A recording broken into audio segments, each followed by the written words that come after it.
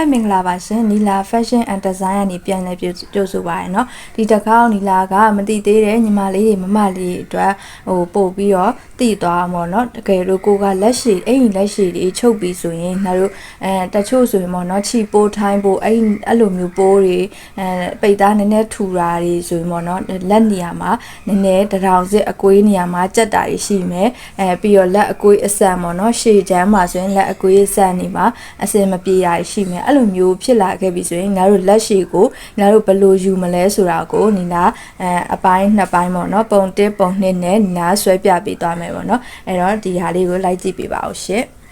အရင်ဆုံးငါတို့ကိုဆွဲနေကြလက်ပတ်တန်မှာအရှည်ဆွဲထားပေါ့နော်အရှည်ဆွဲထားမယ်အရှည်ဆွဲထားပြီးတဲ့အခါမှာငါတို့သူ့ကိုဒီပတ်နော်ဘေးကိုလည်းနည်းနည်းလေးပြန်ပြီးတော့ဒီပေါ့နော်တဝက်နေရလားကိုကတရောင်စစ်နေရယူခြင်းလဲရတယ်မယူခြင်းဘူးဆိုရင်ဒီဟာရဲ့တဝက်ပေါ့နော်ဒီဥစ္စာရဲ့တဝက်ပေါ့နော်အဲ့တဝက်လောက်နေရာလေးကိုအထဲကိုဘယ်လောက်ဝင်မလဲဆိုတော့ငါတို့က1 cm ဒါမှမဟုတ်1 to 0.7 cm ဝင်ပေးမယ်เนาะဝင်ပေးပြီးတဲ့အခါမှာအဲ့ဒါလေးကိုငါတို့ကပေကွေးဒီလိုအကွေးလေးနဲ့ပေါ့เนาะဒီလိုမျိုးလေးဆက်လိုက်မယ်ဟိုဘက်ဒီဘက်ကိုအဲ့လိုမျိုးလေးဝင်ပေးမယ်ပေါ့เนาะအဲ့ဆိုရင်လက်လေးကနည်းနည်းလေးပေါ့เนาะဟိုဟာဖြစ်တယ်ဒီကွေးရဲ့နေရာလေးမှာနည်းနည်းပြန်စားပေးရပါပေါ့เนาะအရင်အပွားကြီးမဟုတ်တော့ဘူးပေါ့เนาะအဲ့တော့ဒါကိုလည်းသူကိုဒီလိုမျိုးလေးဝင်မယ်ဝင်ပြီးတော့ပေကွေးလေးနဲ့ဒီလိုမျိုးလေးတွားဆက်ပေးမယ်ဆက်ပေးပြီးတဲ့အခါမှာလည်းနောက်ချမ်းပေါ့နော်နောက်ချမ်းတထောင်စင်းနေရာမှာအကွေးအဆန်ကိုအစင်ပြေအောင်လူကနေရာတော့လုံမှာအဲ့တော့ဒီမှာဒီနှစ်ခုကိုနာတို့ဒီနှစ်ခုကိုဆက်ထားမယ်เนาะဆက်ထားပြီးတော့နောက်ချမ်းတထောင်စစ်အကွေးနာပေါ့เนาะအဲ့ဒီနေရာနာကိုနာတို့ကသူ့ကိုကိုရဆန်အောင်အစင်ပြေအောင်လို့သူ့ကိုဒီနေရာမှာနာတို့ဘာလုပ်မလဲဆိုတော့အစားသွင်းမယ်ပေါ့เนาะဒီနေရာလေးကိုနာတို့စာရွက်အစားသွင်းမယ်စာရွက်အစားထိုးမယ်เนาะစာရွက်အစားထိုးပေးမယ်အဲ့အစားထိုးတာဘယ်လောက်ထိုးပေးလို့ရလဲဆိုတော့ကိုကပေါ့နော်1 2ဒါမှမဟုတ် 1.5 cm ထိစာရွက်အစားထိုးပေးလို့ရတယ်ပေါ့နော်အဲ့တော့နောက်တို့ဒီမှာပေါ့နော်စာရွက်အစားထိုးမယ်ဒီနေရာနေဒီလိုမျိုးလေးဒါကိုခွဲဟလုပ်လိုက်တာပေါ့နော်ဒီနေရာကိုကတ်ကြီးလေးနဲ့ညှက်လိုက်မယ်ညှက်လိုက်တဲ့အချိန်မှာဟဝါတဲ့နေရာကိုနာတို့ကစာရွက်အစားထိုးမယ်အဲ့ဒါကို1ဒါမှမဟုတ် 1.5 cm လောက်စာရွက်အစားထိုးပေးမယ်เนาะအဲ့လိုအစားထိုးပြီးပြီးသွားပြီဆိုရင်သူကနီလာတို့ပေါ့เนาะဒါကိုစားထိုးလိုက်ပြီဆိုရင်ဒီနေရာမှာ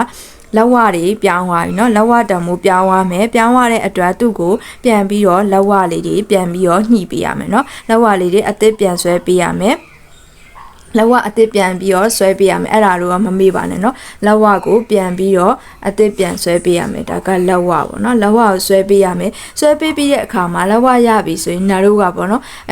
တစ်ချက်ထပ်ပြီးတော့စစ်ကမှာကကြအစင်းစင်းတော့ပတ်တန်ကိုစစ်သွားမယ်စစ်သွားတဲ့အချိန်မှာလက်ဝလည်းရပြီလက်ဝကကိုယ့်ရဲ့လက်ဝမူရင်းဟာကိုပြန်တိုင်းမယ်ပြီးတဲ့အခါမှာဒီလက်မောင်းရင်းပေါ့เนาะဒါဟာလက်မောင်းရင်းဒီလက်မောင်းရင်းကလည်းနီလာတို့ကဒါကိုဒီမှာစာရွက်ကခွဲဟလုပ်လိုက်တဲ့အတွက်ကြောင့်မို့လို့နည်းနည်းရွေ့သွားတာတွေပတ်တန်ရှိမယ်ဆိုရင်လက်မောင်းရင်းကိုလည်းပြန်စစ်ပေးရမယ်เนาะလက်မောင်းရင်းကိုလည်းပြန်စစ်ပေးရမယ်ကိုကလက်မောင်းရင်းကနည်းနည်းလေးကျဲဝါသေးဝါတယ်ဆိုရင်မူလလက်မောင်းရင်းမရှိတော့ဘူးဆိုရင်နာတို့ဒီနေရာကိုအောက်ကနေပြီးတော့ခွဲချပြီးတော့လက်မောင်းရင်းကိုပြန်ပြီးတော့ခွဲဟာစာရွက်အစားထိုးပြီးတော့ပြန်လုပ်ပေးမယ်เนาะအဲ့ဒီတစ်ချက်ရှိတယ်အဲ့တော့ဒီမှာပြီးရင်လက်ဝတွေကိုလည်းပြန်စစ်ပေးမယ်လက်ဝရဲ့လက်မောင်းရင်းရဲ့ပြန်စစ်ပေးရမယ်ပေါ့เนาะပြီးတဲ့အခါမှာဒီတောက်ကလေးကိုကြတော့ဘယ်လိုလုပ်မလဲဆိုတော့ဒါဒီတောက်ကိုချုပ်လို့လည်းရတယ်ဒါမှမဟုတ်အပားသားလေးတွေဆိုရင်တော့တောက်ကိုဖျောက်လိုက်လို့ရတယ်ပေါ့เนาะတောက်ဖျောက်ပြီးတော့ချုပ်လို့လည်းရတယ်ပေါ့เนาะအဲ့ဆိုရင်ဒါကပထမလက်ရှည်အတွက်နီးတနီးပေါ့เนาะနောက်ထပ်နီးတနီးရှိသေးပါတယ်နောက်ထပ်နီးတနီးရကြတော့သူကိုလည်းဒီလိုမျိုးပဲသူကိုဒီမှာဒီနေရာကိုတဝက်ဝက်လိုက်မယ်တဝက်ဝက်ပြီးတဲ့အခါမှာသူကိုဒီနေရာကိုမြင်းချောင်းတစ်ခုထားလိုက်မယ်တဝက်ဝက်ထားတဲ့နေရာကိုမြင်းတားထားမယ်ပေါ့နော်တားထားမယ်အရှိမှကြာဒီလိုအကွေးအစမ်းရှိရပေါ့နော်လက်နေရာမှာအကွေးအစမ်းရှိရအဲ့အကွေးအစမ်းအတွက်ကြောင့်မလို့နီလာတို့ဒီရှေ့ကိုကြတော့ဒီနေရာကိုတဝက်ထပ်ဝက်မယ်ဒီနေရာလေးကိုတဝက်ထပ်ဝက်မယ်เนาะထပ်ဝက်ပြီးတဲ့အခါမှာသူ့ကိုလည်းဒီလိုမျိုးခွဲဟလုပ်မယ်ဒီနေရာကိုနာတို့ဒီနေရာလေးဒီထိပေါ့เนาะဒီထိနေရာလေးကိုဖြတ်လိုက်မယ်ဖြတ်ပြီးတဲ့အခါမှာသူ့ကိုလည်းအဲ့လိုမျိုးပဲဒီနေရာကို2 စီ အဲ့ဆိုရင်ဒီရှေ့ပေါ့နော်ဒီရှေ့နေရာမှာနီလာတို့သူ့ကို2 cm ဒါမှမဟုတ်2 cm 2.5 cm လောက်ဒါလေးကိုတောက်ဖြောက်မယ်ဒါကိုတောက်ဖြောက်မယ်နော်ဒါလေးကိုတောက်ဖြောက်ပေးမယ်တောက်ဖြောက်ပေးမယ်ခွဲဟာလေးလုပ်ပြီးပေါ့နော်ဒါလေးကိုတောက်ပြန်ထပ်ပြီးတော့တောက်ဖြောက်ပေးမယ်ဖြောက်ပေးလိုက်တဲ့အတွက်သူ့ရဲ့ဒီပေါ့နော်ဒီနေရာကနေရာတို့ပေါ့နော်သူ့ရဲ့ဒီဘေးနေရာကသေးသွားပြီเนาะသေးသွားတောက်ဖြောက်လိုက်တဲ့အတွက်သူ့ရဲ့မူရင်းတန်မိုးမရှိတော့တဲ့အတွက်ငါတို့ဒီအောက်ကိုထပ်ပြီးတော့ကိုဒီမှာကြထားတဲ့အတိုင်းလေးပဲပြန်ယူရမယ်2လားဒါမှမဟုတ် 2.5 လားဆိုတာကိုပြန်ယူပေးမယ်เนาะပြန်ယူပေးမယ်2.5 cm လေးကိုဒီပေါ့เนาะလက်ဝါးအောက်ကိုပြန်ယူပေးမယ်ပြန်ယူပေးပြီးတဲ့အခါမှာနီလာတို့သူ့ကို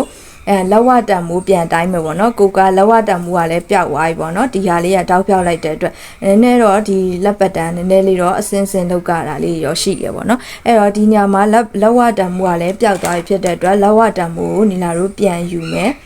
ကိုယ့်ရဲ့လက်ဝါပေါ့နော်ဒီနေရာမဟုတ်တော့ဘဲနဲ့ပေါ့နော်ဒီဘက်ကိုကြော်သွားပဲပေါ့နော်အဲ့တော့ဒီညာလက်ဝတံမိုးယူထားမယ်ယူပြီးတဲ့အခါမှာဒါလေးနဲ့ဒီနေရာလေးနဲ့အဆက်နေရာနဲ့ပြန်ဆက်ပြီးမယ်အဲ့တော့ဒါကလက်ဝနေရာလက်ဝအစ်စ်ပေါ့နော်ဖြစ်သွားမယ်လက်ဝအစ်စ်ဖြစ်သွားမယ်အဲ့တော့ဒီနေရာလေးကိုတဝက်ဝက်မယ်သူတို့နှစ်ခုကိုတဝက်ထုတ်ဝက်မယ်ထောက်ဝက်ပြီးတဲ့အခါမှာသူ့ကိုဒီထဲကိုပေါ့နော်နည်းနည်းလေးစားပေးမယ်ဒီအောက်ချမ်းကိုပေါ့နော် 0.5 လောက်စားပေးမယ်စားပေးပြီးတဲ့အခါမှာသူ့ကိုဒီလိုလေးပြန်ပြီးတော့လုတ်ပြီးမယ်အဲ့တော့ဒီဘက်ကိုလည်းညီတို့ကသူ့ကိုဟိုဘက်ကလုတ်တဲ့အတိုင်းပဲဒါလေးကိုတဝက်ဝက်မယ်ဝက်ပြီးတော့ဒီထဲကို 0.5 ဝင်ပြီးတော့ဒါလေးကိုလည်းသူ့ကိုဒီလိုလေးပြလေးပြန်စားပေးမယ်ဒီလိုမျိုးလေးပေါ့နော်ဒါဟိုကြည့်လို့လှသွားအောင်ပေါ့နော်ဒီနေရာလေးကိုထပ်ပြီးတော့ 0.5 လောက်ဝင်ပြီးတော့အကွေးလေးပြန်ပြီးတော့လုတ်ပေးမယ်ပေါ့နော်အဲ့ဆိုရင်ဒီပုံစံကဒီလိုဖြစ်သွားပြီပေါ့နော်ပြီးရအခါမှာနီလာတို့သူ့ရဲ့မူရင်းပေါ့နော်ဒီဘက်နောက်ချမ်းနဲ့ရှေ့ချမ်းရဲ့ဒီတန်မိုးတွေကိုဒီဘက်ဘေးတန်မိုးတွေကိုပြန်ပြီးတော့စစ်ကြမယ်နော်ပြန်စစ်ရမယ်ညီမညီပေါ့နော်အဲ့တစ်ချက်ရှိတယ်အဲ့ဒါလေးကိုပြန်စစ်ပေးရမယ်ဒါကကြတော့ရှေ့ချမ်းရှေ့မှာလက်အကွေးအစမ်းနေအစင်မပြေတူတွေအတွက်ပေါ့နော်ဒါကကြတော့နီလာလေးနံပါတ်2ပေါ့နော်ဒါကနောက်ချမ်းမှာတထောင်စစ်နေရအတွက်ငါတို့ဒီနေရာလေးတွေမှာတထောင်စစ်နေရာမှာငါတို့အစာရွက်အစားထိုးပြီးတော့လုပ်တဲ့ပုံစံလေးပေါ့နော်အဲ့ဒီအချိန်မှာငါတို့ကလက်အားလုံးပြီးသွားပြီဆိုရင်ပြန်စစ်ရမှာတခုကလက်မောင်းရင်းတွေလက်ဝါးတွေကိုမူလအတိုင်းပြန်ရလာဆိုတာကိုပြန်စစ်ကြမယ်နော်အဲ့ဒီတစ်ချက်တော့ရှိပါတယ်နှမို့ဆိုရင်ဒီဟာတွေတောက်တွေအကုန်လုံးလက်ဒီတိုင်းသာလှုပ်သွားတယ်လှုပ်သွားပြီးတဲ့အခါမှာမညီရင်တော့လက်တွေတွဲတဲ့အခါမှာအဆင်မပြေဘူးပေါ့နော်အဲ့ဒီတစ်ချက်တော့မမေ့ပါနဲ့ရှင်လက်ပြောတာလေးကအကျိုးရှိမယ်လို့မျှော်လင့်ပါတယ်ရှင်မသိသေးတဲ့သူတွေတော့ပေါ့နော်တချို့မေးချင်တာလေးရှိရင်လည်း comment မှာမေးခဲ့ပေးလို့ရပါတယ် YouTube လည်းရှိရဲTikTok ရှိရဲ Facebook မှာလည်းအကုန်လုံးလေ့လာလို့ရပါတယ်ရှင်အားလုံးကိုကျေးဇူးတင်ပါတယ်ရှင်ကောင်းသောနေ့လေးဖြစ်ပါစေနော်